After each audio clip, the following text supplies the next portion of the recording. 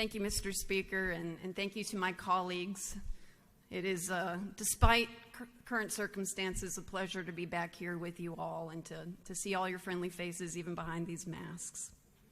I do, however, regret that under these circumstances and all of the bills that we could be voting on, that this one made the priority list. I don't think that we should have to be here debating this bill when we have people here risking their lives and their health, including the lives and health of their families, to be here to vote. But since we are being asked to vote on this bill, I will treat it as though it is a normal bill and a normal day. I stand here in opposition to SB 43. It seems like a very simple bill. In fact, it's only one page. How much damage could be done with one page? Well, I hope that you will hear me out and base your vote with an open mind and the information presented to you today. You heard the sponsor of this bill mention that we've been working on this bill for 3 years. Well, there's a reason for that. It's because this body has rejected this bill multiple times. It started as a piece of local legislation, but the local delegation of Whitfield County did not come to the consensus to move this bill forward as local legislation. So some of the members of that delegation did what we see sometimes in this chamber, unfortunately, which is that they have transformed what should be a local bill into a general bill, which puts it before this whole chamber to evaluate. That's why we're here, because this bill did not work as local legislation. Procedurally, what happened with this bill is that we voted on it last year on sine die. It initially had passed with very thin margin, but on reconsideration, this bill decided, you know what? Let's remand this back to committee so we can reconsider it. And that's what we're doing now. We're reconsidering it. Unfortunately, though, there have been 0 changes to this bill. It is the exact same bill that we rejected on sine die of last year. Substantively, I wanted to explain a little bit about what this bill does. The previous speakers had spoken to it. But quite simply, this bill does one thing. It takes away the right to vote from the people of Dalton, Georgia. And you don't have to take my word for it. I can walk you through the bill. For those of you who have it in front of you, again, SB 43. We're looking at primarily lines 13 through 16. And this is in reference to the construction of new electric utilities. It says that any revenue certificates issued by a government body with electric utility assets that have a net book value of less than $300 million shall, before being undertaken, be authorized by a majority of those voting. All right? The key words here are a government body with electric utility assets with a net book value of less than $300 million. That means if you're an electric city and your electric utility assets are less than $300 million, you have to have a vote. If you are an electric city with assets greater than $300 million, you are no longer required to hold a vote on whether or not to issue a bond.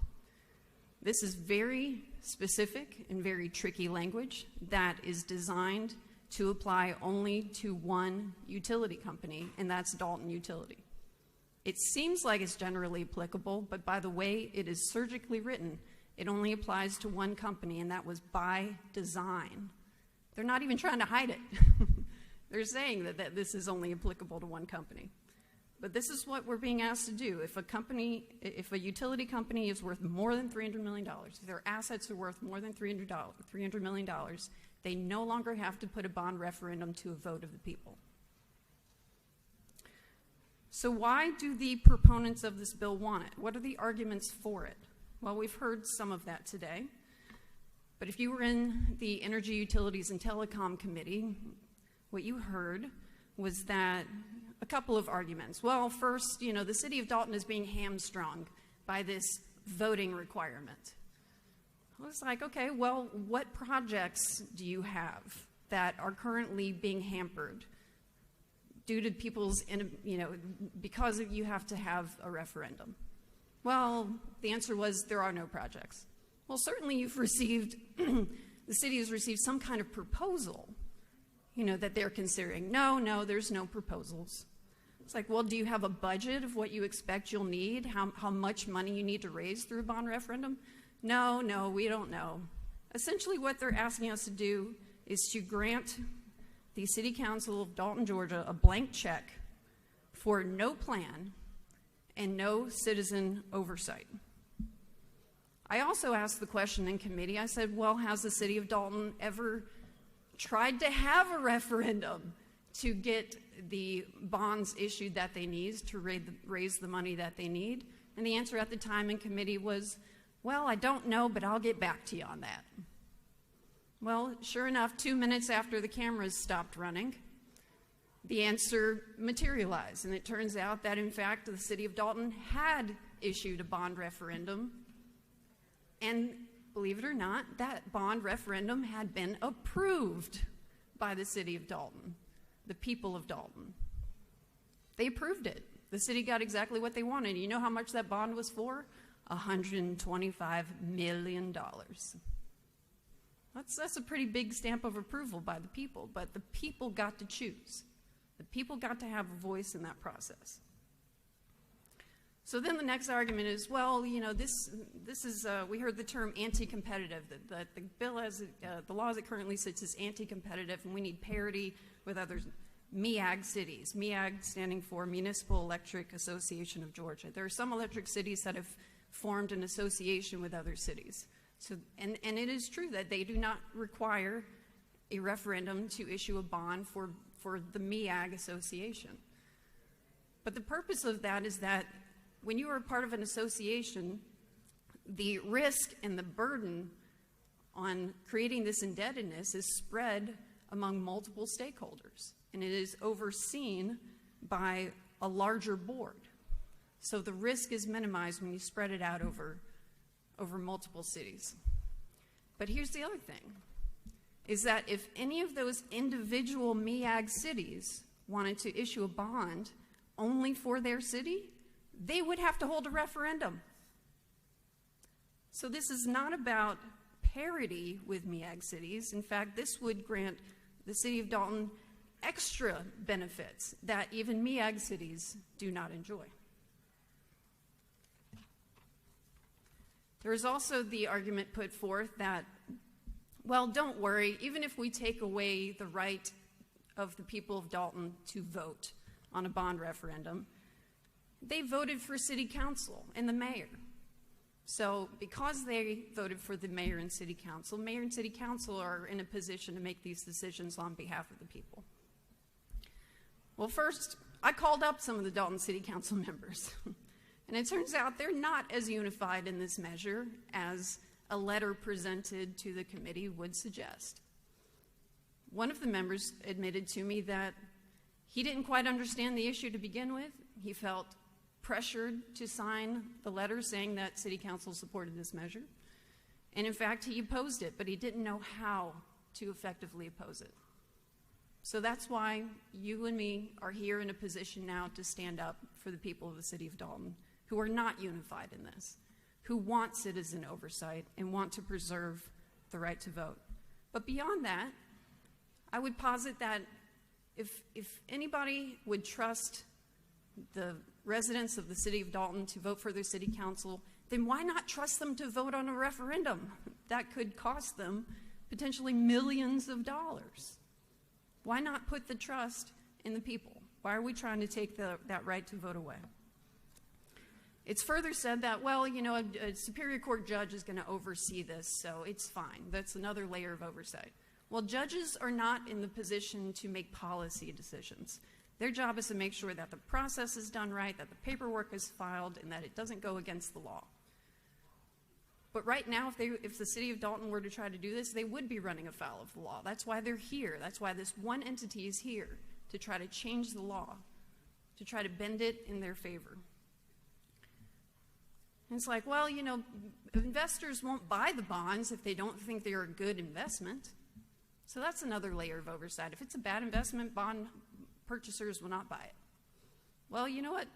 Bonds are a good investment because it is required by law that they get paid back.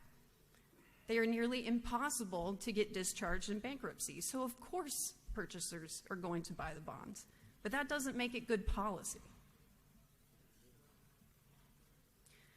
The other argument that's put forth for this bill is that, well, it's just the tree huggers that don't like this bill because it has something to do with plant vogel. Well, that's a straw man argument. All right? The debate about plant vogel, of which Dalton Utilities is an investor, that ship has sailed, right? Plant vogel is going to come online no matter what. But what we're talking about here is that the board members of Dalton Utility made a bad investment. They didn't realize when they became a 1.5% investor in Plant Vogel that they would have $14 billion in cost overruns and a 5-year delay. But that's not the fault of the ratepayers in Dalton.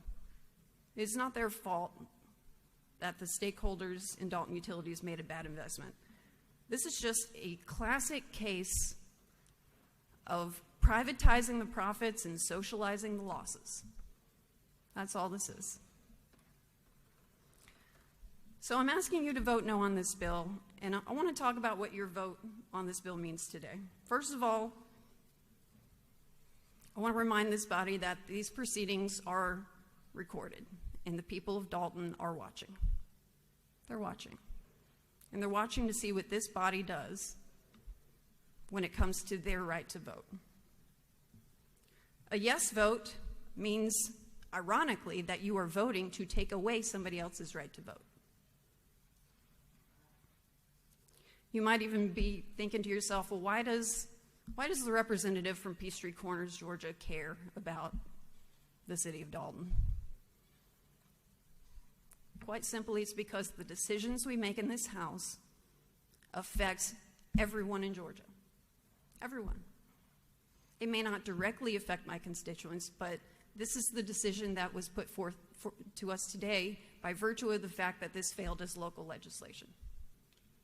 And if there was ever a bill in this House that would take away the right to vote from the people of Augusta, Georgia, of Blue Ridge, Georgia, of Brunswick, Georgia, I would vote no on that bill.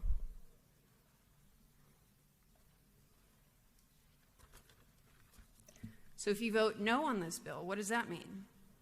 If you vote no on this bill, that means you are standing up for the right to vote, that you are protecting the right to vote of the people of Dalton, Georgia.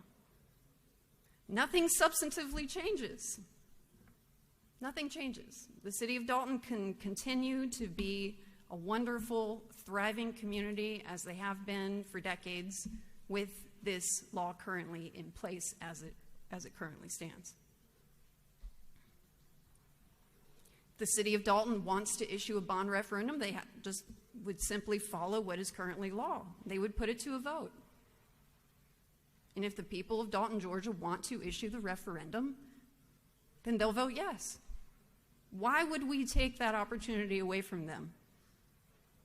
Quite ironic, isn't it, that we would vote to take away somebody else's right to vote?